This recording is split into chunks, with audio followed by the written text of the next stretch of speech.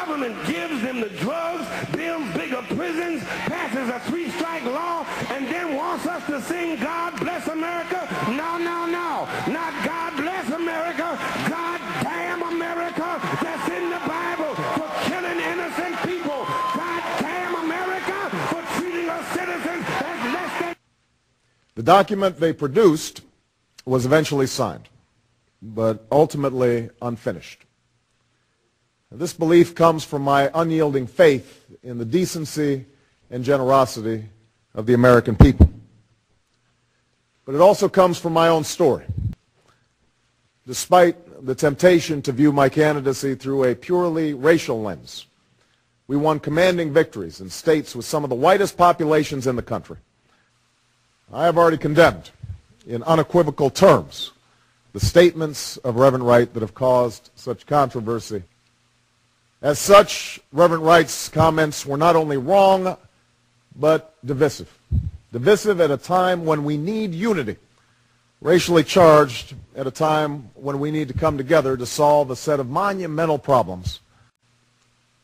In my first book, Dreams from My Father, I described the experience of my first service at Trinity. Not once in my conversations with him have I heard him talk about any ethnic group in derogatory terms, or treat whites with whom he interacted with anything but courtesy and respect. But race is an issue that I believe this nation cannot afford to ignore right now. We would be making the same mistake that Reverend Wright made in his offending sermons about America, to simplify and stereotype and amplify the negative to the point that it distorts reality.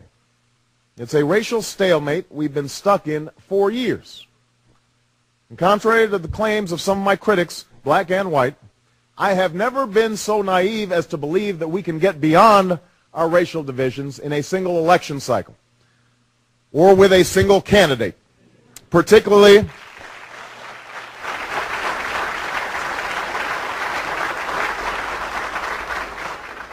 a candidacy as imperfect as my own.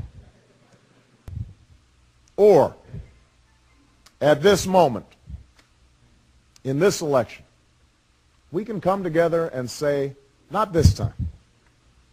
This time we want to talk about the crumbling schools that are stealing the future of black children and white children and Asian children and Hispanic children and Native American children. But it is where we start. It is where our union grows stronger.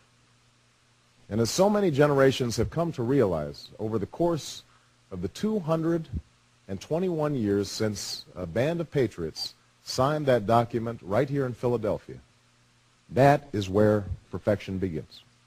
Thank you very much, everybody. Thank you.